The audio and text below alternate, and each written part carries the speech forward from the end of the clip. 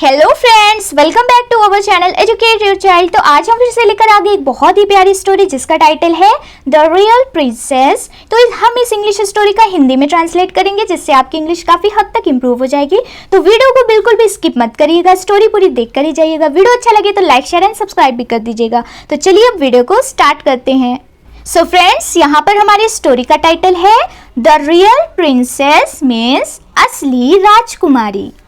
Once upon a time, एक समय की बात है, a queen ruled over a large kingdom. एक रानी एक बड़े राज्य पर राज करती थी। She had only one son who was the would-be ruler of the kingdom. उसका एक ही बेटा था जो राज्य का भावी शासक था। The prince was a tall, handsome young man now. राजकुमार अब एक लंबा चौड़ा और सुंदर युवक था। So the queen thought of getting him married.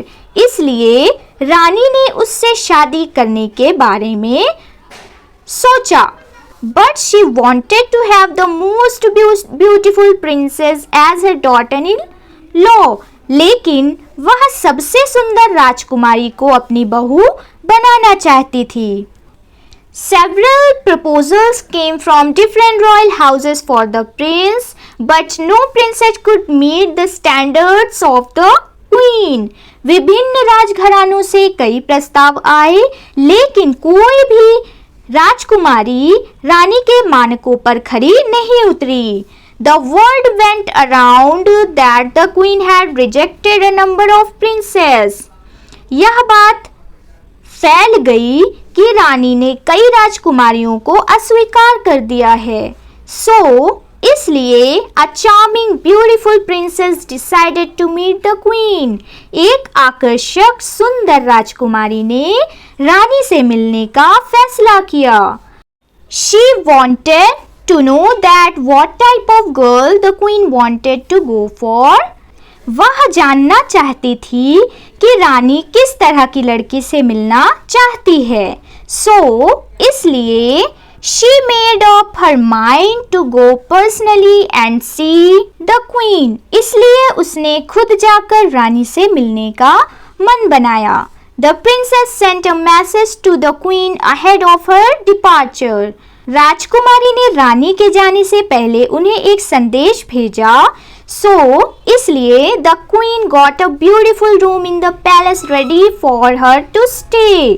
इसलिए रानी ने महल में उनके रहने के लिए एक सुंदर कमरा तैयार करवाया।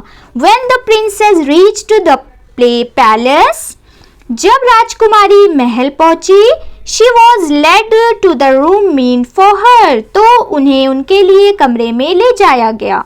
The queen wanted to know how sensitive the princess was. रानी जानना चाहती थी कि राजकुमारी कितनी संवेदनशील है। So, इसलिए she laid 2 green peas on the bed meant for the princess. उसने राजकुमारी के लिए बने बिस्तर पर 2 हरे मटर बिछा दिए।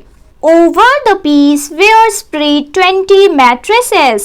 मटर के ऊपर 20 गद्दे बिछाए गए थे। The princess lay over the mattresses at night. राजकुमारी रात में गद्दों पर लेटी रही। But she could not sleep at peace. लेकिन वह चैन से सो नहीं पाई। The 2 peas kept giving hard feeling even through the 20 mattresses till the next morning. 20 गद्दों के बीच भी 2 मटर अगली सुबह तक कठोर एहसास देते रहे।